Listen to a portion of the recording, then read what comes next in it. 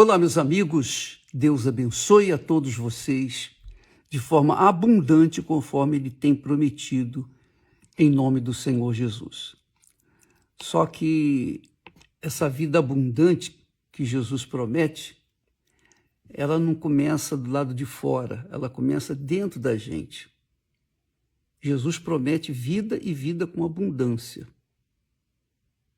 Mas essa vida com abundância tem que se iniciar a partir de dentro de cada um de nós. E é isso que muitas pessoas, ou a maioria das pessoas, não entende.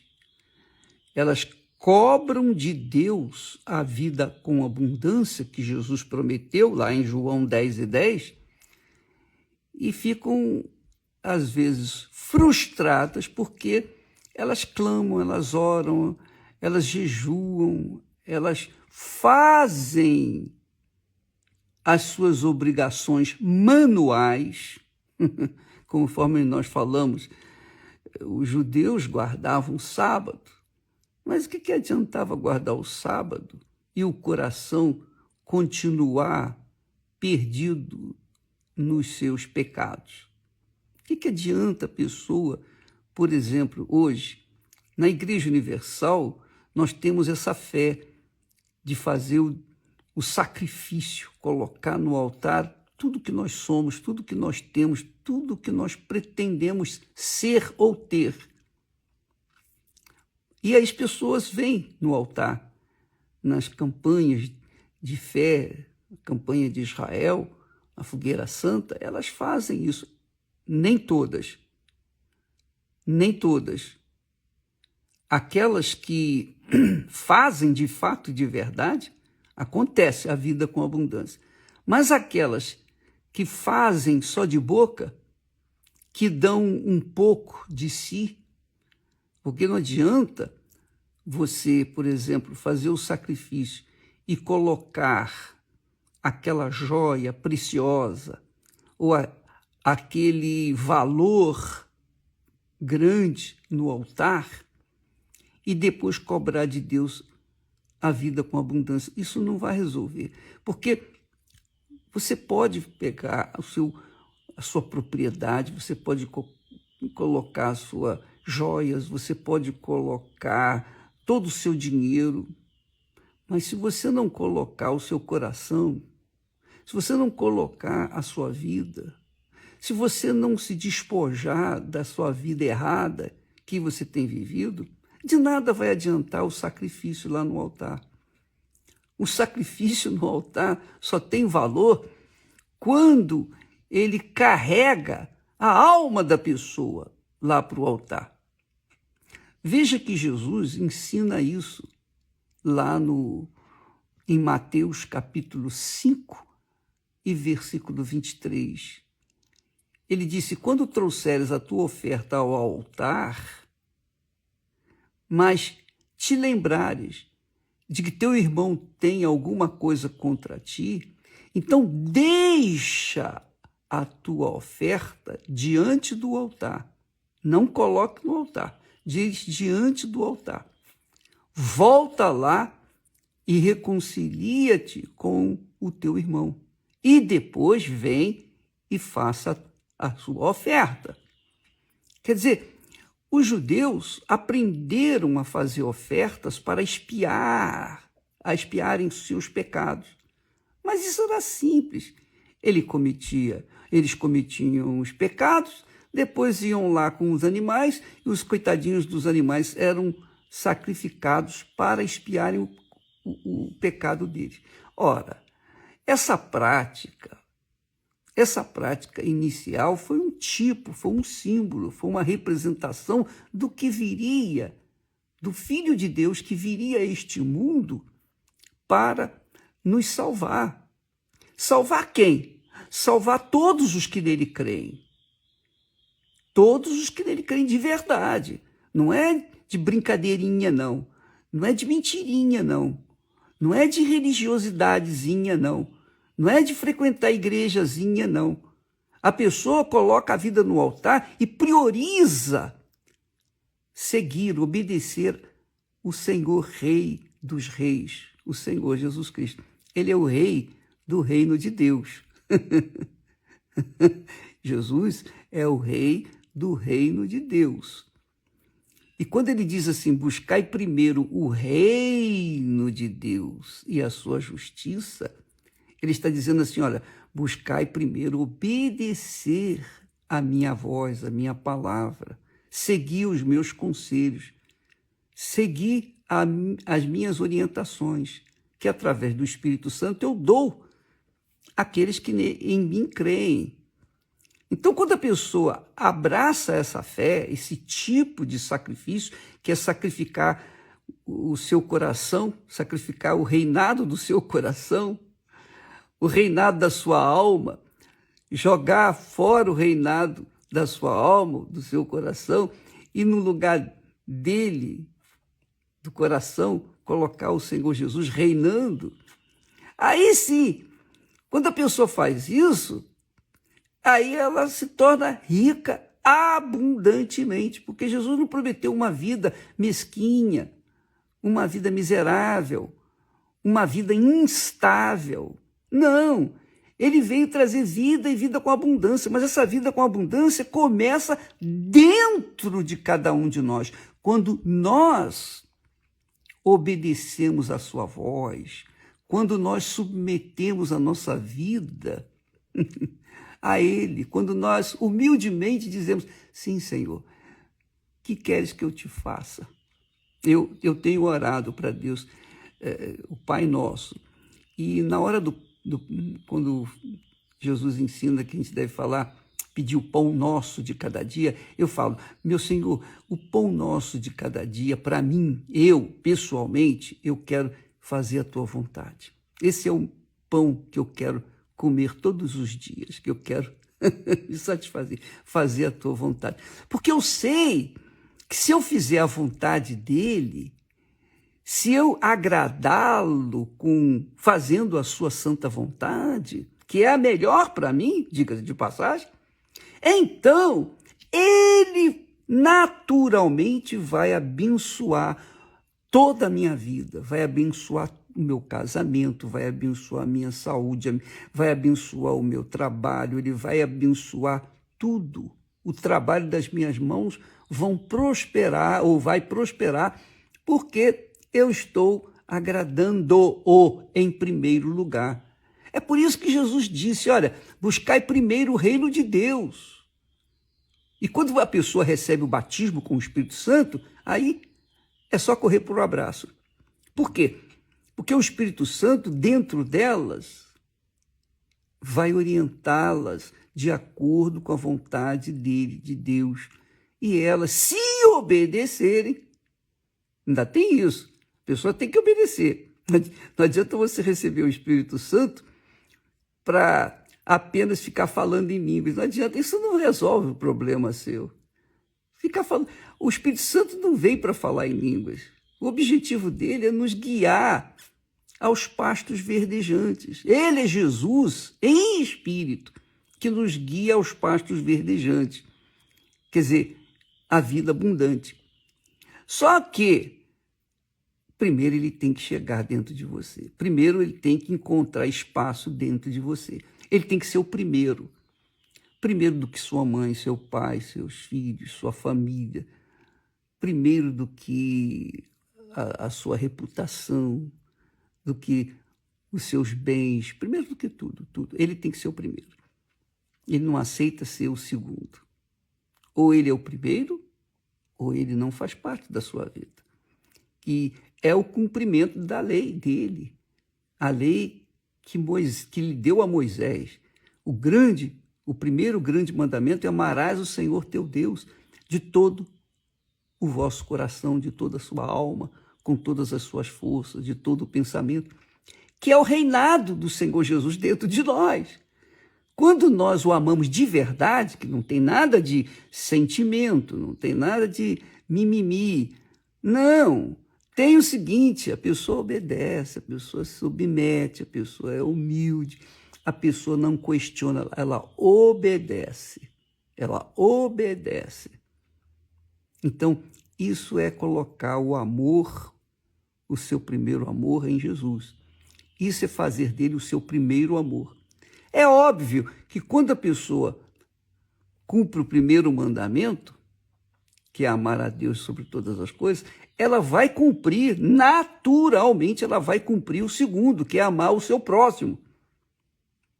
E é isso que nós fazemos. A Igreja Universal prima para levar as pessoas ao próximo aquilo que ela tem recebido do Espírito Santo.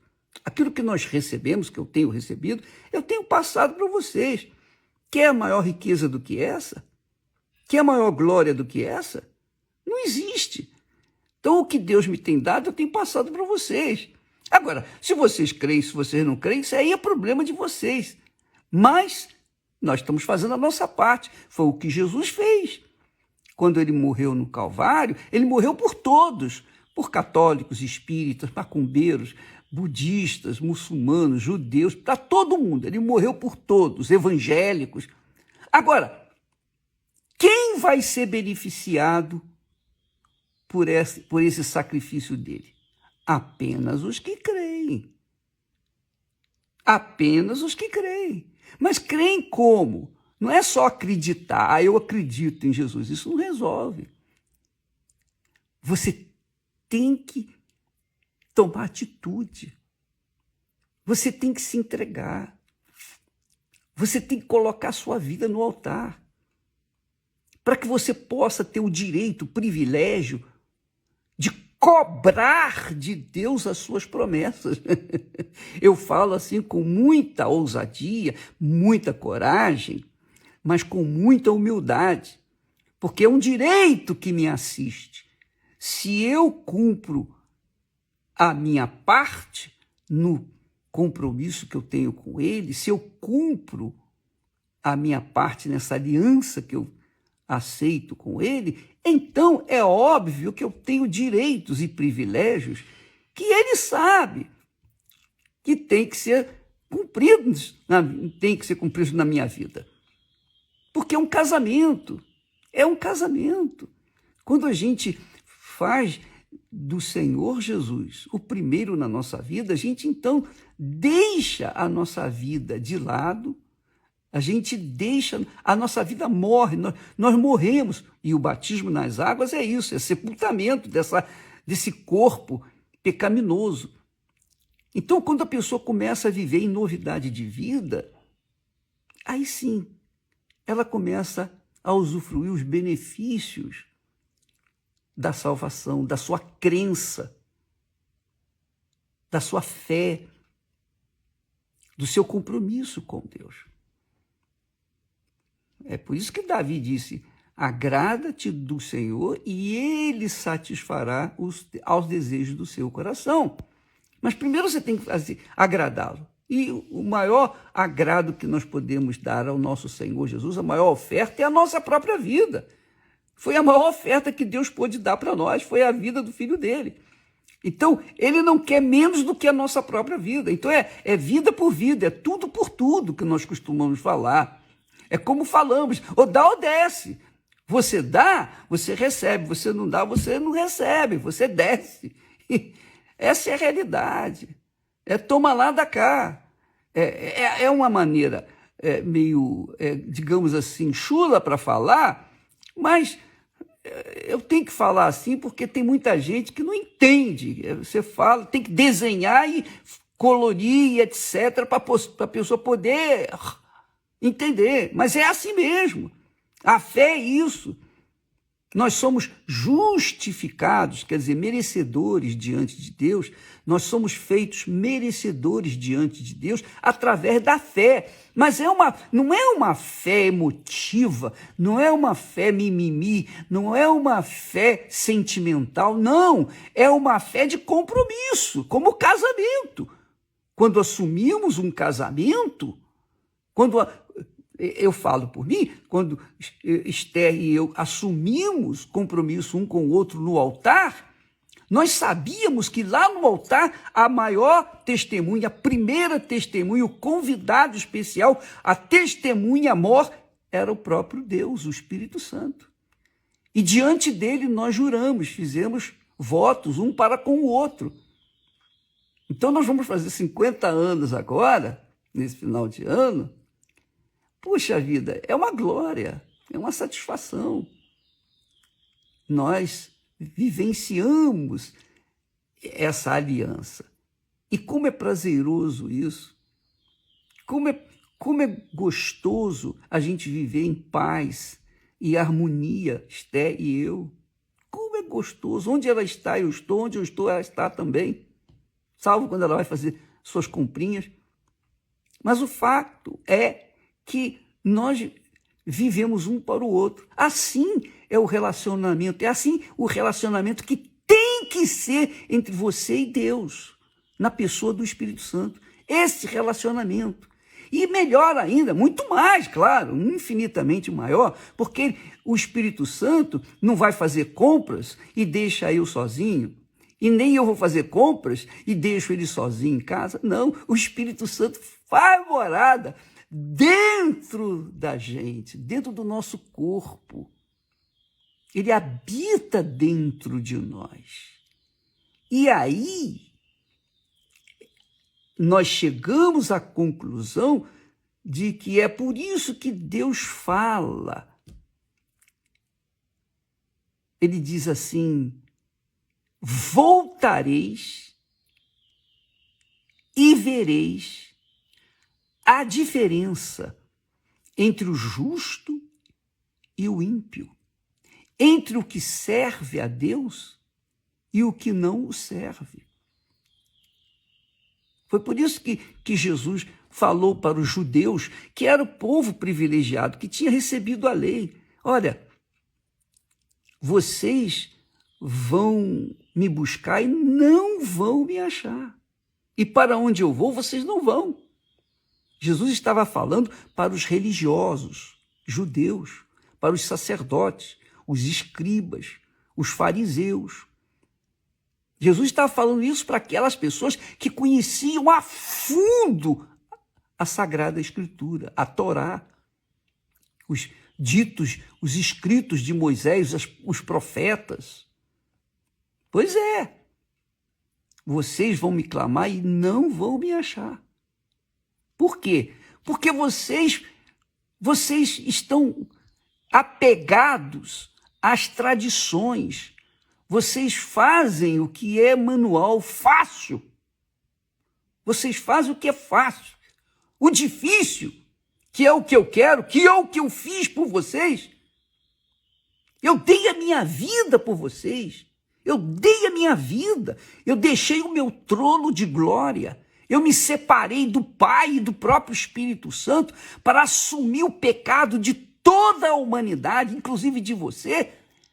Veja como eu fui maldito, eu fui considerado maldito na cruz. E eu fiz aquilo, sabe para quê? Para que você pudesse também fazer o mesmo por mim, dar a sua vida para mim. Porque eu só posso me casar com você se você entregar a sua vida para mim. Se você não me entregar a sua vida, eu não posso me casar com você, eu não vou poder ser o seu marido, digamos assim. E é por essa razão que lá em Isaías, o profeta Isaías, o Espírito Santo usando os lábios de Isaías, disse assim: olha, a Deus agradou moer Jesus, ele não fala Jesus, a moê-lo, referindo-se a Jesus, para que através dele ele viesse gerar muitos filhos. Então eu sou filho de Deus porque um dia o meu Senhor foi moído, lembra? Quando se moe carne, sai a carne esmigalhada com sangue, Jesus foi moído na cruz por mim.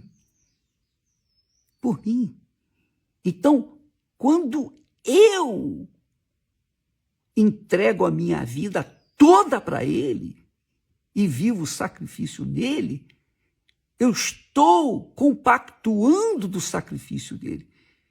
Eu estou provando que creio nele. Eu não acredito apenas, eu creio. E essa crença é que faz a diferença entre o justo e o ímpio, entre o que serve a Deus e o que não o serve. Mas isso é uma coisa muito pessoal. Eu fiz por mim. Eu fiz por mim. Eu entreguei. Só eu podia fazer por mim. A minha vida era minha, mas eu, por livre e espontânea vontade, eu fiz isso. E você? Você fez? Se você não fez, minha amiga, a sua vida vai continuar assim como você está vivendo. Uma vida pífia, mesquinha, uma vida crítica. E você não pode dizer, mas eu sou fiel a Deus, não. A fidelidade a Deus é tipo casamento. Você entrega a vida e vai para a lua de mel e continua pelo resto da vida com aquela pessoa. É assim com Deus. É assim com o Senhor Jesus. O Espírito Santo veio para que nós pudéssemos ter o poder para mantermos a salvação. O Espírito Santo veio para me dar o poder para vencer a minha carne, o poder para vencer os meus pecados, o poder para vencer o mundo, o poder para vencer o diabo, para vencer o inferno, para vencer a morte. O Espírito Santo veio para isso. Ele não veio para falar apenas em línguas. Mas as pessoas que não pensam, ficam correndo atrás de sentimentos, ficam correndo atrás, eu não falo em línguas, pensando que o Espírito de Deus vem para que a gente fique falando em línguas. Claro, fala-se em línguas, mas não é a prioridade. Não é isso que Deus veio fazer exatamente. Ele veio para que nós pudéssemos ter vida e vida com abundância. Então, minha amiga, pense na sua vida, meu caro amigo. Porque a vida abundante que Jesus promete tem que começar a partir de dentro de você. Quando você entrega o seu eu, seus sentimentos, suas paixões, seus sonhos, você entrega tudo. Você coloca no altar o seu eu por inteiro. Você faz do Senhor Jesus Cristo verdadeiramente o seu Deus, o seu Senhor, e, óbvio, vai andar de acordo com a sua vontade. Isso é buscar primeiro o reino de Deus e a sua justiça, quer dizer, viver nessa justiça, viver de acordo com a palavra de Deus. Aí a pessoa pergunta, bispo, mas a gente é falho, todos nós somos falhos, todos nós falhamos.